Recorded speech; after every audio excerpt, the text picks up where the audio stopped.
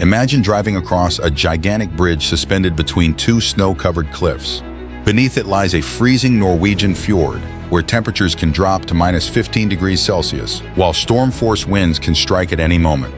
That is the Hålogaland Bridge, the longest suspension bridge ever built inside the Arctic Circle. Rising nearly 200 meters above the fjord, this structure not only shortened travel across Norway's rugged northern mountains, but also became an extreme challenge for modern engineering. Even a small mistake during construction could have caused thousands of tons of steel cables to collapse at any moment. So how did engineers manage to build this massive suspension bridge amid freezing winds, heavy snow, and the harsh terrain of the Arctic? In this video, join Mandarin Tech as we explore the construction of the Hålogaland Bridge, an engineering marvel in the far north of Norway.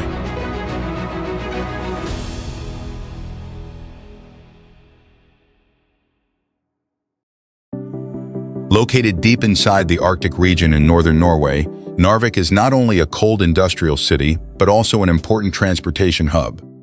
To reach destinations farther north, vehicles once had to travel along a dangerous winding road stretching beside a fjord more than 200 kilometers long, a route frequently affected by landslides and the freezing conditions of winter. With a total investment of $332 million US, the Hålogaland Suspension Bridge project reduced the distance from Narvik to the north to just 18 kilometers and cut travel time down to only 20 minutes. The bridge has a total length of 1,533 meters, a main span of 1,145 meters, and two A-shaped suspension towers rising 179 meters from their bases. Construction began in 2013, was built by the Chinese company Sichuan Road and Bridge Group, and was completed in 2018, marking a major international collaboration. The Hålogaland Bridge is not just a local bridge in Norway. It is also an important link in the transportation network connecting the far north of Europe. To build the Hålogaland Bridge, engineers first had to excavate mountain tunnels leading directly to the suspension bridge. Because both ends of the bridge were located beside steep rocky cliffs along the fjord, connecting the bridge to the existing road network using conventional roads was nearly impossible. The construction process began by using hydraulic drilling rigs to drill a series of deep holes into the rock foundation. Explosives were then placed into each drill hole according to carefully calculated blasting patterns in order to break the rock in small controlled sections. After each blast, the broken rock was transported out before the tunnel surface was reinforced with shotcrete, mesh, and rock bolts to stabilize the surrounding rock structure. Inside the mountain, the tunnel was also designed with interchanges and turning areas that allow vehicles to change direction and connect directly to local roads without requiring additional construction space along the narrow cliffside terrain. While tunnel excavation was still underway, construction of the foundations for the two gigantic bridge towers also began. For the Hålogaland Bridge, these towers were the structural supports that determined whether the entire bridge could stand securely or not. First, engineers had to prepare the foundations and tower locations on the rock formations along both sides of the fjord. Workers then began drilling anchor bolts and reinforcing the ground to ensure that the entire foundation system was locked directly into the bedrock. Once the foundations were completed, the two A-shaped towers began rising using a climbing formwork system, a technology that allows the concrete casting formwork to gradually lift itself higher after each stage of construction. The process was carried out in sections several meters tall at a time, during which workers installed reinforcement steel, pumped high-pressure concrete into the formwork, and then lifted the entire system higher once the concrete had reached the required strength. In this way, the bridge towers were gradually raised to a height of nearly 200 meters. At the same time, concrete support structures at both ends of the bridge were also constructed to connect the approach roads to the main suspension bridge system. The challenge was that the entire construction site was located in an extremely harsh environment, where limited working space made transporting materials, lifting operations, and concrete pouring far more difficult and dangerous. That is why the Hålogaland Bridge towers had to be constructed in extremely controlled stages. The A-shaped design was not only intended to create a visual landmark, it also helped stabilize the tower system against the pulling force from the main cables, while transferring loads more efficiently into the foundations. After the two A-shaped towers were standing firmly in place, the space between the two sides of the fjord was still nothing more than a gigantic empty gap. Before the bridge deck could be installed, engineers first had to create the most important load-bearing structure of the entire project, the main suspension cable system. The first step was to bring a guide cable across to the northern side. This was the very first line connecting the two sides of the fjord, serving as the pathfinder for the entire cable installation system that followed. Once the first guide cable had been secured, the construction team began pulling larger steel cable bundles across the pulley system mounted on top of the towers. Each bundle consisted of hundreds of prefabricated high-strength steel wires. These bundles were gradually pulled from one side of the bridge to the other, passing over the cable saddles at the top of the towers before being anchored into massive rock anchor blocks at both ends. However, installing the main cables in the Arctic region was far from simple. Strong winds constantly sweeping across the fjord caused the steel cable bundles to sway during installation, while the freezing temperatures forced workers to operate for long hours hundreds of meters above the water in extremely harsh conditions. One unique feature of the Hålogaland Bridge is that the cable system was not arranged in a completely simple vertical plane. The two main cables formed a three-dimensional spatial configuration, with the distance between them changing along the length of the bridge.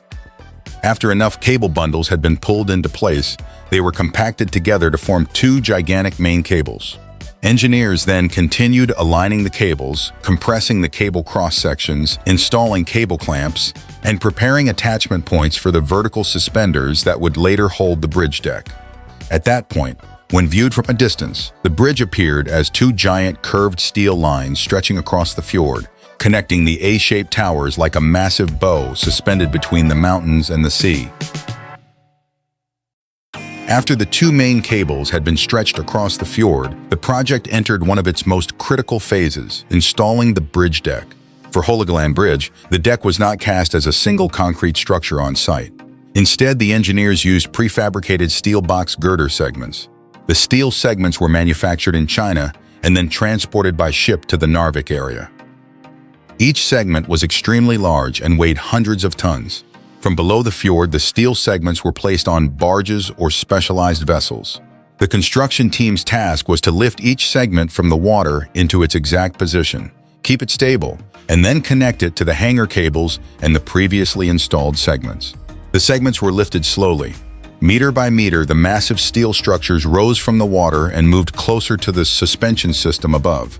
Workers high above checked the alignment. Engineers below monitored the loads inside the cables. Once a segment reached its design position, it was attached to the vertical hanger cables suspended from the main cables. Temporary connections were then secured to stabilize the structure. Gradually, the enormous gap between the two sides of the fjord began to close. The suspended steel sections, once separated from one another, slowly connected into a continuous line. From the two A-shaped towers, the main cables stretched downward into rows of vertical hangers. After many months of installation carried out with centimeter-level precision, Hålogaland Bridge finally began to reveal the full shape of a gigantic suspension bridge spanning across the Norwegian fjord. After the final steel girder segment was installed into position, the Hålogaland Bridge entered its final stage of completion and inspection. Engineers carefully checked the steel structure, anti-corrosion coatings, and drainage systems to ensure that the bridge could withstand years of freezing winds, snowstorms, and salty air from the Norwegian fjord. Before opening to traffic, the bridge also underwent strict load testing. Heavy trucks were positioned on the bridge according to pre-calculated arrangements in order to measure deflection, vibration, and the structural response of the entire system. For a suspension bridge, the goal was not to eliminate movement completely, but to ensure that all motion remained within safe limits. Once operational, the Hålogaland Bridge made travel around the fjord faster, safer, and less dependent on the older roads that were vulnerable to landslides during Arctic winters. At the same time, the bridge also created an important transportation route for cargo, tourism, and port-related industries in northern Norway. The Hålogaland Bridge is not just a suspension bridge crossing a fjord in northern Norway. It is also a demonstration of how modern engineering can connect some of the harshest landscapes on Earth. Before the bridge was built, travel around the Narvik fjord depended on narrow and winding roads that frequently faced the risks of landslides, snow, ice, and severe Arctic winter weather. The construction of the Hålogaland Bridge significantly shortened travel distances, making transportation faster and safer. For local residents, the bridge reduced the risks associated with transporting goods traveling during harsh winter conditions. For the Narvik region, it also became an important part of the transportation network linking northern Norway with other parts of northern Europe. But perhaps the greatest significance of the Hålogaland Bridge lies in its location itself. Surrounded by freezing winds, snowy mountains, and Arctic fjords, the bridge demonstrates that modern transportation infrastructure does not simply help people travel faster, but can also transform how isolated regions connect with the rest of the world. And if the Hålogaland Bridge is proof of how Norway conquered Arctic terrain with suspension bridge engineering, then, on the other side of Asia, China is taking on even greater challenges with gigantic mountain crossing bridges such as the Huajiang Suspension Bridge, helping connect deep canyons and remote mountainous regions that had remained isolated for centuries.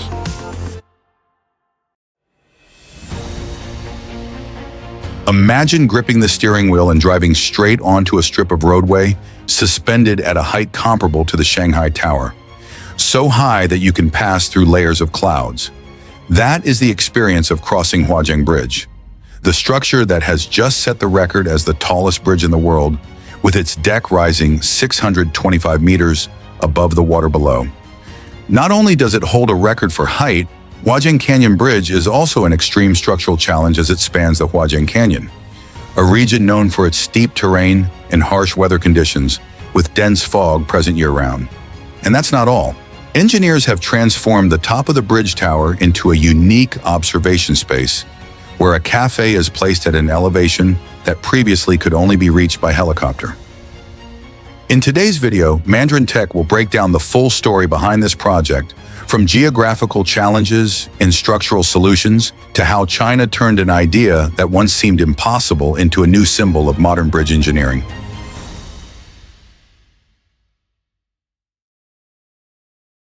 The journey of this record-breaking bridge actually began in one of the most rugged regions in all of China. Guizhou Province is known for its harsh terrain. More than 92% of its area consists of high mountains and plateaus, and between them lie 8 major rivers and countless tributaries that form deep valleys, making transportation and trade a constant challenge. Therefore, to build the Lujianlong Expressway, connecting Liupanshui with Anlong County, the route was forced to pass through the dangerous junction of the Beipan River within the Huajiang Gorge. And that is why the Huajiang Bridge was created, a structure whose significance goes far beyond that of an ordinary bridge. During the survey phase, engineers faced 2 options with similar costs. One was to build a gentler approach road, but place the bridge near the mountain peak. The second option was to build the bridge lower, but run it across a series of steep slopes and long tunnels. In the end, they chose the challenge of approximately 2,050 feet. However, the V-shaped gorge created a distance of more than 4,593 feet, equivalent to more than 1,400 meters between the 2 cliff edges. At this scale, every other bridge type failed. The tallest rigid-frame girder bridge in the world could not span the distance, the longest arch bridge could not reach it, and even the largest cable-stayed bridge did not have the capacity to cross the span. Only a suspension bridge with an ultra-long main span could meet these extremely demanding engineering requirements. So how do you build a massive bridge in such unforgiving terrain? In principle, there are 3 steps. Start by constructing the 2 towers, then pull the 2 main cables into place and anchor them securely. And finally, hang the bridge deck using the suspension cables. But that is only the theory. In reality, everything is far more complex. The Huajiang Bridge stands 625 meters above the river, spanning 1,420 meters across the canyon. When including its tower structures, the bridge stands comparable in height to the tallest man-made building in the world. With figures this enormous, it's clear that the Huajiang Bridge is not only massive on paper, It demands a construction process far beyond the standards of ordinary infrastructure projects. Aside from the challenges posed by the terrain, the foundation of the structure presented another difficult problem. The foundation of the bridge tower had to be drilled deep into weathered rock layers filled with cracks and groundwater, where even the smallest error could lead to serious accidents.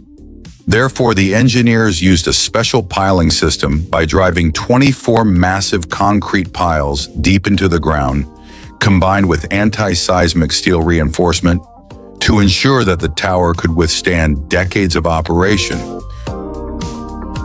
After overcoming the challenges of the foundation, the next step was to erect the two backbone columns of the entire bridge. The two main towers, one 262 meters tall and the other 205 meters tall, serve as the anchoring points for the entire load-bearing cable system. They were constructed directly on the mountainside, hundreds of meters above the gorge. Along with the two massive cables weighing more than 9,000 tons each, these towers support the bridge like two giant pillars holding a ribbon in midair. Stability is critical, so the entire structure is reinforced with high-strength steel, capable of withstanding strong winds, vibrations, and even earthquakes throughout its design lifespan. However, for those massive towers to truly exert their strength, the cable anchor system at both ends of the bridge must be strong enough to hold the entire structure in place. The anchors of the Hålogaland Bridge function like giant counterweights, locking the two main cables firmly into the mountains. On the Zhenfeng side, the gravity-type anchor sits solidly on the mountainside, with a total concrete volume of up to 164,000 cubic meters, forming an extremely stable resistance block. Meanwhile, the anchor on the Guanling side was designed as an anchor tunnel.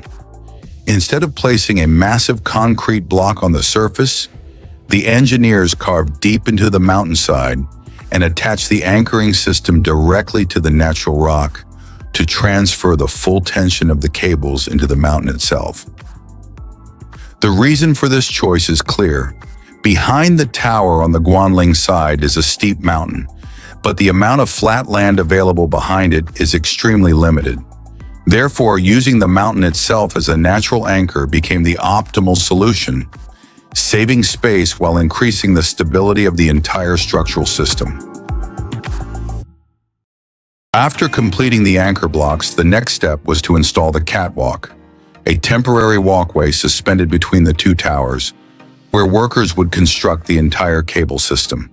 To pull the first pilot line across the gorge, which is thousands of feet deep, engineers used drones, making the wire guiding process safer and more precise. Once the pilot line was successfully pulled across, the catwalk was formed, creating the foundation for the most critical phase, constructing the bridge's two massive main cables. The next step, and also the most important stage of the entire project, was the construction of the two main cables, the load-bearing backbone of the whole bridge.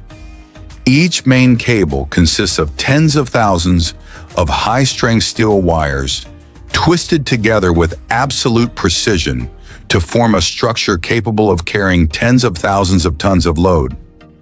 On the catwalk suspended in midair, workers installed each cable strand, with every strand made up of 91 high-strength steel wires measuring 5.7 millimeters in diameter, pulled back and forth between the two anchor points under GPS supervision to maintain an error of less than 2 millimeters.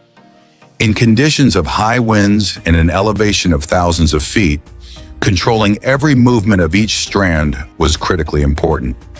Once all 217 strands were installed, a cable compacting machine compressed and bound them into a circular cable using a specialized compaction process, after which the cable was wrapped in multiple protective layers to resist corrosion, weather, and vibration for decades. Only when these two massive main cables were completed could the bridge truly move on to the next stage, suspending the bridge deck in midair. Once the two main cables were completed, the bridge moved into its decisive stage, suspending the bridge deck. First, the engineers installed the system of vertical suspenders, each one attached to the main cable using specialized clamps capable of withstanding thousands of tons of force. These suspenders transfer the load from the bridge deck to the main cables and then distribute it to the two anchorage points. Next, the entire bridge girder, consisting of 93 steel segments, was lifted one by one from the center of the bridge and gradually extended outward toward both sides. Each segment, weighing hundreds of tons, was hoisted using a pulley system suspended more than 2,000 feet above the water and connected to the suspenders through specialized load-bearing joints. During installation, the engineers had to constantly adjust the cable sag, the tension in the suspenders, and the position of each panel to ensure that the entire deck remained aligned without tilting or twisting under wind forces. Once all 93 segments were in place and connected into a unified structure, the deck system was then constructed on top, transforming the suspended steel framework into a fully functional expressway. After construction was completed, the next step was to assess the bridge's actual strength. In the load test conducted in August 2025, 96 heavy trucks with a total weight of 3,700 tons were used to evaluate the bridge's load-bearing capacity and dynamic performance. More than 400 sensors recorded data on deformation, stress, and vibration, ensuring that the bridge met the strictest safety standards. This test not only confirmed its absolute safety, but also demonstrated breakthroughs in real-time structural health monitoring. Throughout the construction of the highest bridge in the world, the construction team constantly faced extremely harsh challenges from both nature and the terrain. The Hålogaland Gorge is known for its strong winds. During favorable seasons, wind speeds can reach level 14 on the Beaufort scale, while construction must be halted whenever winds reach level 6 or above to ensure worker safety. When transporting steel girders to the installation position, the stabilizing ropes would sometimes become tangled, forcing workers to manually straighten them and keep the lines balanced between the upstream and downstream sides to minimize the risk of twisting. They began working at 6 a.m. and often did not return until after dark. Beyond the wind and the rugged landscape, the sheer volume of construction materials also posed a major challenge. The Hålogaland Bridge required a total of 439,000 cubic meters of concrete, equivalent to 176 Olympic-sized swimming pools. To reduce costs and protect the environment, the engineers reused waste rock produced during construction, crushing it into high-performance green mineral powder, and using it as a supplementary material to replace 20% of the cement in every cubic meter of concrete. This approach not only saved cement and reduced costs, but also made full use of waste rock, helping limit pollution and conserve natural resources. Thanks to these measures, the construction team not only overcame the natural and geographical challenges, but also delivered the project in a sustainable and efficient manner.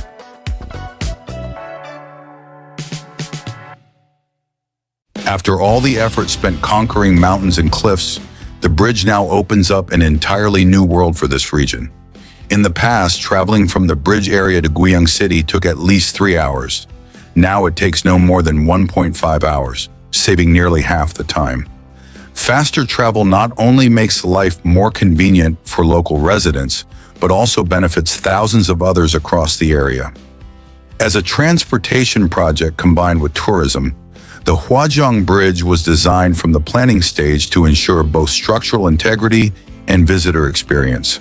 With wide views, ideal elevation, and beautiful scenery, both sides of the bridge were equipped with safety rails and a specialized pavement coating that not only stabilizes the deck, but also supports high-altitude adventure sports. Inside the steel girder is a visitor walkway that, if not built for tourism, would simply serve as a maintenance passage, and its impact extends far beyond what is visible. By connecting to the G56 expressway, the bridge not only shortens travel time, but also opens up regional trade routes between China and Southeast Asia, attracting investment, creating jobs, and improving education, healthcare, and tourism, bringing the entire region closer to a prosperous future. The Hålogaland Bridge is not only a massive engineering structure, but also the culmination of the intelligence, effort, and perseverance of Chinese engineers. From the very first days of drilling deep into the rock layer, pouring concrete for the main tower shafts, to completing the tower tops, installing the transverse steel girders, tensioning the suspension cables, and fitting every locking component. Each step was filled with challenges and demanded absolute precision. Looking back at the entire process, the bridge seemed to grow day by day, from when it was merely an idea on paper to when it finally became a majestic reality spanning the deep canyon. The story of the Hålogaland Bridge is not only the story of a world record, but also a testament to the transformation of Guizhou province, from a remote and rugged land to one that is now integrated into the modern rhythm of the 21st century. Stay with Mandarin Tech as we continue exploring more mechanical marvels and extraordinary technological breakthroughs across the planet, where human imagination and perseverance bring to life things once thought impossible.